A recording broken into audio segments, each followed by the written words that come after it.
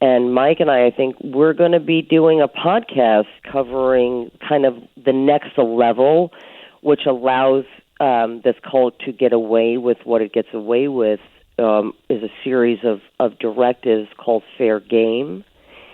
And fair game basically is what they do, right? You're fair game. They have policies and directives that set out to destroy those who are speaking out against it. Yep. And they've been doing this for 5 decades. This is what allows them, what keeps people in fear of speaking out. And there are a lot who do, regardless of these directives that call for utterly destroying someone's life. And these things are in writing, you guys, these directives that say utterly destroy the person speaking. So we're going to hopefully be able to cover the most egregious stories and those going on in present time.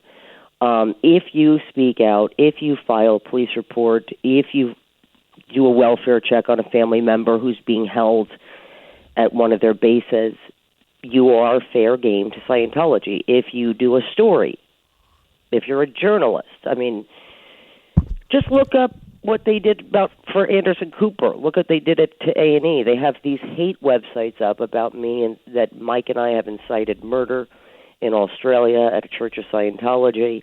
Wow. This is what they do all day, all night. I talk so much shit. Am I in trouble? What? Probably. But listen, what they do is just attack.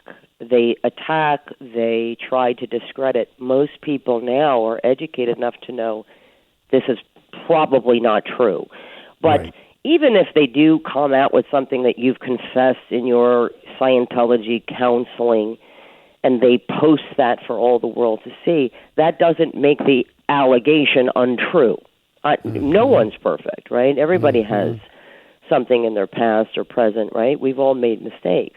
But this is what the policies say to do, is to attack. So Scientologists, celebrity Scientologists, even people in the Sea Org who are employees of Scientology, this is what they do all day, all night. They just attack. There's a front group called the Stand League on social media. I mean, Twitter has even verified this guy, right? He's a 24-hour employee of Scientology. This is what he does all day, all night. Wow. He just attacks me, Mike, and everyone who was courageous enough to speak out. And he just attacks us all day, calling us religious bigots, calling, like, the latest one during this time, by the way, during the pandemic, they are tweeting that Mike Rinder is my bitch. And, like, this is a place calling itself a church.